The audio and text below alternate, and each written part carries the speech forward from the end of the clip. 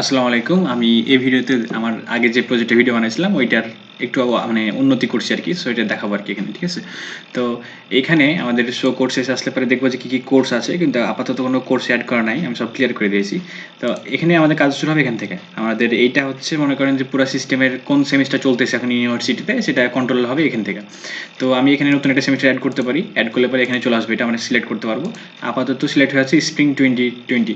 তো এই সেমিস্টারে কোনো কোর্স বানানো নয় আপাতত। আমি যদি কোর্স অ্যাড করতে চাই তখন দেখবো যে বাই ডিফল্ট এখানে চলে আসছে এটা, আমি কিন্তু এটা চেঞ্জ করতে পারবো না। কিন্তু আমি যদি সেমিস্টারে যা চেঞ্জ করে আসি, তখন এখানে সামার 2020 করে দিলাম, সেভ করে দিলাম। এরপর আমি যদি অ্যাড কোর্সে এখানে আসি তখন দেখবেন যে সামার 20 হচ্ছে। আমি এটা চেঞ্জ করতে পারবো না, মানে এটা একদম এখান থেকে সিলেক্ট হচ্ছে যেই সেমিস্টার অ্যাপ্লাই করলাম পুরো সিস্টেমের জন্য সেই সেমিস্টারে কাজ করবে, ঠিক আছে?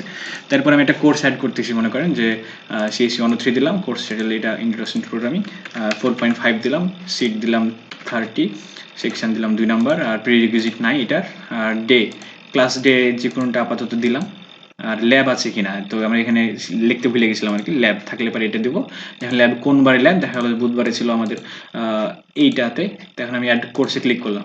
তো এখানে আপাতত কোনো নোটিশ দেখানোর ব্যবস্থা করে নাই যে অ্যাড হয়ে গেলে পরে আমি দেখতে পারবো এখানে আসলে। তো যেহেতু ল্যাব অ্যাড করছি, তো এই যে আমার দুইটা দেখাচ্ছে আলাদা হয়, এটা হচ্ছে ক্লাস শিডিউল আর এটা হচ্ছে ল্যাবের শিডিউল। আচ্ছা, ল্যাব শিডিউলটা এখানে চেঞ্জ করতে হইতো, ল্যাবের টাইমটা দিতে হইতো। আমি অ্যাডভাইজিংয়ে দিয়েছিলাম, অ্যাডভাইজিংয়ের এখানে ল্যাবের শিডিউলটা আলাদাভাবে দেখাচ্ছে, কিন্তু এখানে করতে আর কি মনে ছিল না।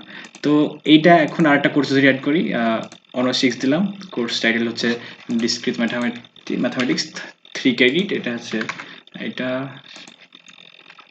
সেকশন নাম্বার ধরেন 5 নাম্বার দিলাম, প্রিডিউস হচ্ছে CSE113 এটা। আর সেমিস্টার তো এটাই থাকবে, ক্লাস ডেটও একটা থাকতে পারে আর কি, দিলাম। এটাতে কোনো ল্যাব নাই, অ্যাড কোর্স করে দিলাম। তো এখন যদি শো কোর্স শেষে আসি আমি দেখবো যে আমার এই যে এটা কিন্তু সর্টেড অর্ডারে আসছে আর কি। হ্যাঁ, এটা গেল এইভাবে, আমি এখান থেকে স্টুডেন্ট অ্যাড করতে পারবো আর এখান থেকে ফ্যাকাল্টি অ্যাড করতে পারবো। আর এখান থেকে তো সেমিস্টার দেখালাম। এখন যেটা হচ্ছে যে এই কোর্স যে অ্যাড করছি, এই কোর্সে কিন্তু কোনো ফ্যাকাল্টি জায়গাটা আছে, কিন্তু আমার দেখাচ্ছে অ্যাড, মানে আমাকে ফ্যাকাল্টি অপশনটা অ্যাড করতে বলছে, কোনো ফ্যাকাল্টি অ্যাসাইন করতে বলতেছে এই কোর্সের জন্য। তো আমি যদি এখানে ক্লিক করি তখন আমাকে কিন্তু আমার সিস্টেমে যেসব ফ্যাকাল্টি মানে অ্যাকাউন্ট করা আছে তাদেরকে এখানে দেখাচ্ছে আমাকে। আর আমি এখানে কিন্তু সার্চও করতে পারবো ইমেল দিয়ে, অথবা নাম দিয়েও সার্চ করতে পারবো এখানে। আমি যদি এই যে এমও লিখতিস তখন এটা দেখাচ্ছে, আমির লিখতিস তখন এটা দেখাচ্ছে। আমি ইমেল দিয়েও লিখতে পারি অথবা নাম দিয়েও সার্চ করতে পারি। তো যেটা সার্চ করলাম এটা রেজাল্ট আসলো মনে করেন, আসার পরে আমি যাকে দিতে যাবো তাকে সিলেক্ট করলাম, দেন অ্যাড ফ্যাকাল্টি করে দিলাম। তো এই জায়গাতে দেখবেন যে চলে আসছে আমির খাবাবের ওই ইমেলটা। তাহলে এই তো ইমেলটা অ্যাসাইন হয়ে গেছে অলরেডি। তো আমি কিন্তু ফ্যাকাল্টি চেঞ্জও করতে পারবো এখান থেকে, আবার এখানে সিলেক্ট করলে এটা চেঞ্জ হয়ে যাবে। তো আমার এখান থেকে আমি ফ্যাকাল্টি অ্যাসাইন করতে পারতেছি, চেঞ্জ করতে পারতেছি। আর এখন যেহেতু এই কোর্সগুলো অফার করা হয়েছে, তো এটা কিন্তু অ্যাডভাইজিং এই জায়গাতে দেখাবে আর কি। কিন্তু আমি যদি অ্যাডমিনে যে আবার সেমিস্টারটা চেঞ্জ করে ফেলি, ধরেন এখন আছে কোনটা সামার 2020, আমি যদি একে স্প্রিং করে দিই, সেভ করে দিই, তো এই সেমিস্টারে কিন্তু কোনো কোর্স নাই আমাদের এখানে, তাই না? তো আমি এখানে আসলে প্রায় আর কোনো কোর্স দেখতে পারবো না।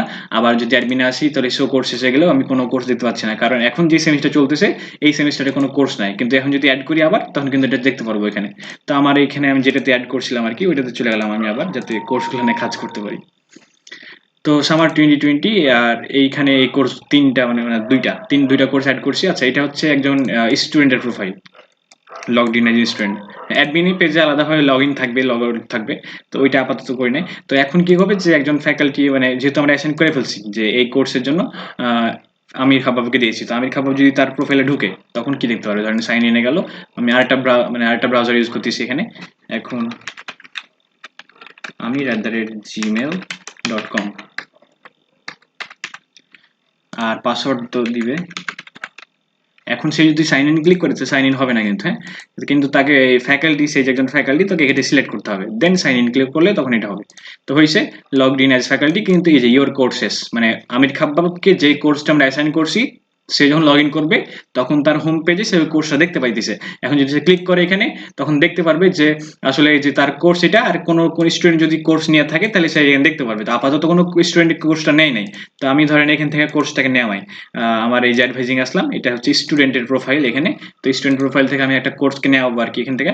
তো ধরেন এটা তো খাবাব নিতেছে, তাই না? আমি এখানে ক্লিক করলাম, আমার এই কোর্সটা অ্যাড হয়ে যাবে এখানে। কোর্স এই মেসেজ দিচ্ছে একটা, আর এখানে যে সিট একটা বাইরে গেছে, এখানে অ্যাড হয়ে গেছে। তো এখন যদি খাবাব এটাকে যায়, তার প্রোফাইল এখানে আসবে, তখন দেখবেন যে এই যে স্টুডেন্টের ডিটেলস দেখতে পাচ্ছে। তো এরভাবে যতগুলো স্টুডেন্ট নিবে তার সবার ডেটাগুলো এখানে আস্তে আস্তে চলে আসবে আর কি। তো এইভাবে সে তার এখানে ক্লাস টাইম দেখতে পারতেছে, ল্যাব টাইম দেখতে পারতেছে। আবার যদি আমরা ওই যে মানে সেমিস্টার এখান থেকে চেঞ্জ করে দিই তখন কিন্তু সেই অনুযায়ী আমাদের আউটপুট আসতেছে। তো এই সেমিস্টারের জন্য যত রকমের ডিটেলস সেটা আলাদাভাবে ম্যানেজ হচ্ছে, তাহলে আলাদাভাবে তো আমরা এইভাবে আর কি কন্ট্রোলটা করতে পারতেছি। এটুকু কি করা হয়েছে আর কি। তো এখানে শেষ করতেছি। আসসালামু আলাইকুম।